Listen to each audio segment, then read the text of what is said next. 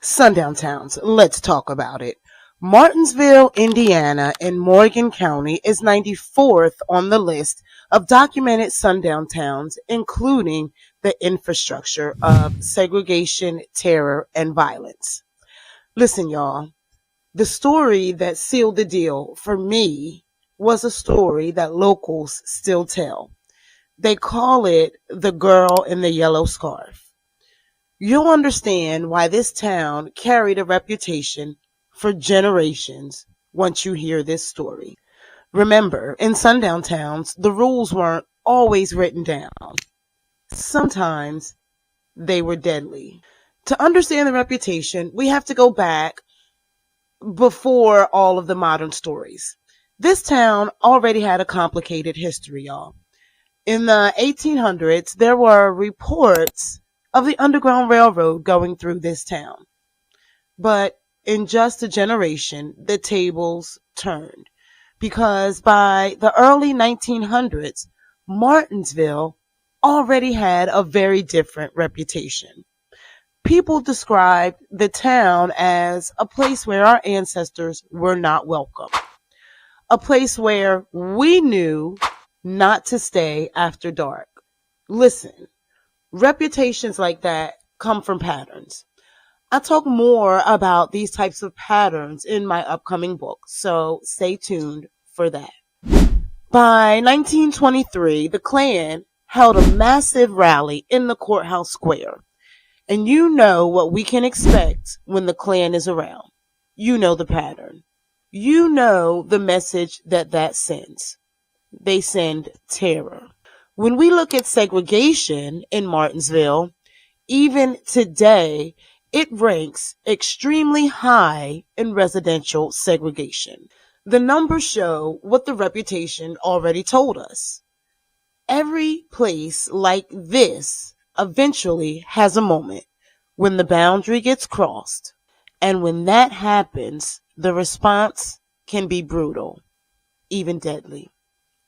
In 1968, a young black woman named Carol Jenkins came to Martinsville for work. She was selling dictionaries and she was going door to door. She was just trying to do her job. She wasn't from Martinsville, so she didn't know the reputation. She didn't know the history. And that night, she didn't make it home. This week, city leaders and residents from two Indiana communities honored Carol Jenkins Davis, who in Martinsville in a racially motivated crime. The 21-year-old's death went unsolved until police arrested an Indianapolis man in 2002. He died before the case could go to trial. For us, again, it already confirmed what we knew. From looking at the patterns, it wasn't safe for us after dark. Under the Sundown infrastructure, crossing the boundary could cost you your life. Yeah, I told him, I said, I remember you hurting that lady. I remember being there and seeing you do that. I said, why'd you have me with you? For the first time, you are hearing the voice of Shirley McQueen, the woman who helped solve one of Indiana's most notorious mysteries. I remember watching her fall, and I talked to him and gave me that $7 and told me to keep the secret. These are excerpts of a taped interview McQueen did for a new book coming out on Friday. 10 years ago this month, McQueen and her $7 secret led to the arrest of her own father, Kenneth Richmond, for the 1968 racial killing of Carol Jenkins in Martinsville, Indiana. McQueen was just 7 years old when she witnessed from the backseat of her father's car as he passed through town. For more than 3 decades, she lived with the nightmare before telling investigators what she knew and revealing to Carol's family those final hate-filled moments. And as I told her, I said, you were 7 years old. You were not only terrified to see the girl falling, but you traumatized. Now the story behind the state and national headlines comes to light in the new book written by the reporter McQueen called With a Chilling Message. If the girl was wearing a yellow scarf and was a driver, my father could be. Up until that moment, no one ever knew Carol Jenkins was wearing a yellow scarf. I didn't know she had one.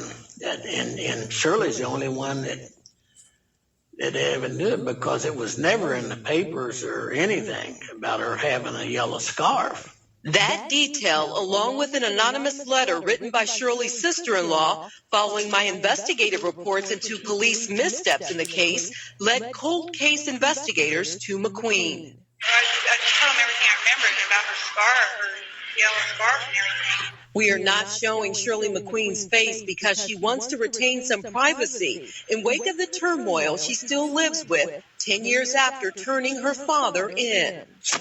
Kenneth Richmond died in custody before he went to trial and without naming his accomplice. But state police say he admitted to the crime. Richmond's attorney, Steve Litz, denies that claim, and police don't have his confession on tape. Shortly before Mr. Richmond's death, he acknowledged his involvement in the death of Carol Jenkins. The detectives told us that he confessed. He didn't speak, but he shook his head yes. Said this guard asked him, did he do it? And he shook his head yes. Yeah, I believe he. Paul Davis spent 30 years of his life trying to track down his daughter. He finds it ironic that the answer to the murder mystery was locked away in the memory of someone else's young daughter. And for you to get in there and dig like you done, and you developed some kind of bond with Shirley for her to even want to talk to you the way she did about it. And that made me feel good. Like Shirley, Carol's family is still healing. God worked with me for all those years, because I was a pretty angry man at first. Forgiving, but never able to forget the cost of intolerance or the town trying to move beyond its past. I feel like she's part of the civil rights movement, and she had to give her life to make some people realize that it's not about color, it's about what a person has in their heart. Stories like this travel from family to family and from generation to generation. We didn't need a sign. We didn't need laws. The stories were enough. That's the Sundown infrastructure in action, y'all. All right, so I typically in my research around 1965, but the patterns of the infrastructure kept going in Martinsville. So just a few years ago, Klan flyers were reported circulating in Martinsville. For the KKK were found scattered around Martinsville. The invitation is for a public meeting this Friday night. It even lists an address and phone number. Wish TV's Dan Klein joins us live from Martinsville. And Dan, a few neighbors are alarmed. Yeah, the address is a very real one, although police are very clear to say the people who live there are not affiliated with the KKK and did not give permission for their house number to be used. Meanwhile, the phone number is also very real, but perhaps more alarmingly, that voicemail message that goes with it claims to be part of the group. A quiet neighborhood, the subject of a disturbing message. The KKK wants you and is inviting all to a public meeting here on Plantation Drive Friday evening. For longtime neighbors, what do you think about that? It's terrible, but I don't know. I just can't believe it. It seems like a joke or a prank. I don't believe it. It really happened. No one came to the door at the address listed on the flyer. Police say the people who live here contacted them and said they are in no way connected to the KKK. But when you call the phone number at the bottom, you have reached the Honorable Sacred Knights of the Ku Klux Klan. For membership, please. a voicemail that sounds all too real. Scary. Yeah, the whole world's scary. Anybody scared to walk out your door, scared to leave your house? Flyers were left around town. Police say they are investigating. Neighbors say Plantation Drive is a nice street. Some believe it's an act of revenge from an enemy of the people who live here. But either way, considering the history of the area and its ties to the Ku Klux Klan, it's not funny. In 2002, a candidate for sheriff had ties with a church with these beliefs. You see it, and it keeps going. A Republican candidate for mayor wore blackface. During COVID, an Asian doctor reported being refused service. He was told to leave and never to come back. So here we are, we're looking at different decades, but they have the same reputation. The infrastructure lived for a very long time.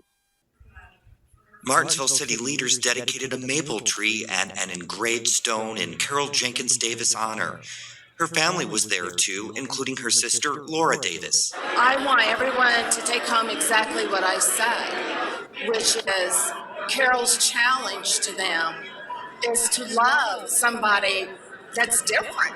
During the ceremony, Hoosier Harvest Church pastor Chris Page denounced racism and urged Martinsville residents to do the same. From this day forward, we declare Martinsville to be no longer a city known for racism, but instead known as a city of refuge.